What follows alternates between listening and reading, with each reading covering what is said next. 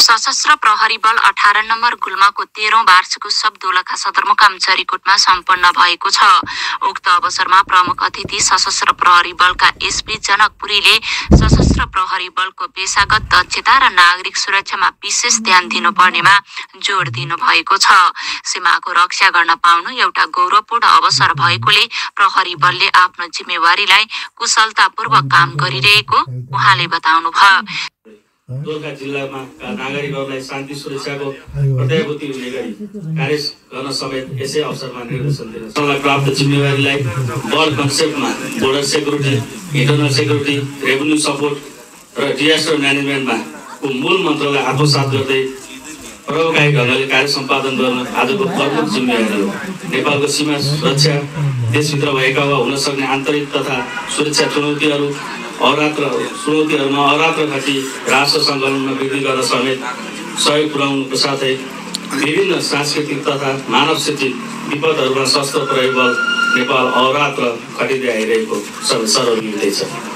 सशस्त्र प्रहरी बलले नागरिक सुरक्षामा गरेको कामको प्रशंसा गर्दै जिल्ला समन्वय समिति दोलखाका प्रमुख परशुराम घतानीले अपराध नियन्त्रण र शान्ति सुरक्षामा सशस्त्र प्रहरी बल 18 नम्बर गुल्मा चरीकोटको महत्त्वपूर्ण योगदान रहेको बताउनुभयो।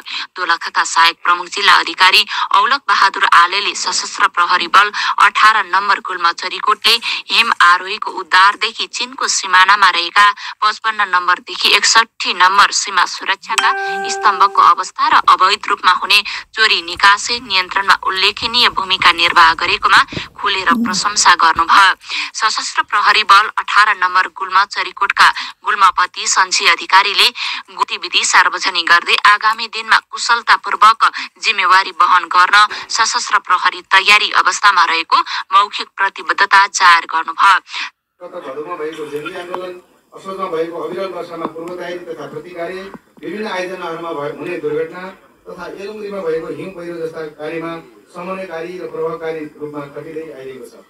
त्यसै गरी सीमा क्षेत्रमा रहेका सीमा चिन्हहरूको अवलोकन, अनुगमन तथा रेखदेख, प्रभावकारी विपद व्यवस्थापन कार्यका लागि समुदायको प्रतिकारी क्षमतालाई अभिवृद्धि गर्नको लागि विभिन्न सङ्घ संस्थाहरूको सहकारीमा प्रशिक्षण गर्ने जस्ता क्रियाकलापहरू समेत यस गुल्माबाट सम्पादन भइरहेको छ। सशस्त्र प्रहरी बल 18 नम्बर गुल्मा चरीकोटमा कार्यरत कुशलतापूर्वक सेवामा समर्पित प्रहरीलाई सम्मान गरिएको छ।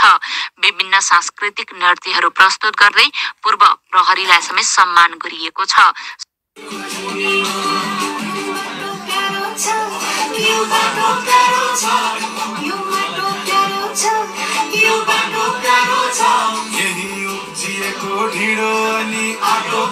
सशस्त्र प्रहरी बल 18 नम्बर गुल्मा चरीकोटले 13औं वार्षिक उत्सव भव्य रूपमा मनाएको छ।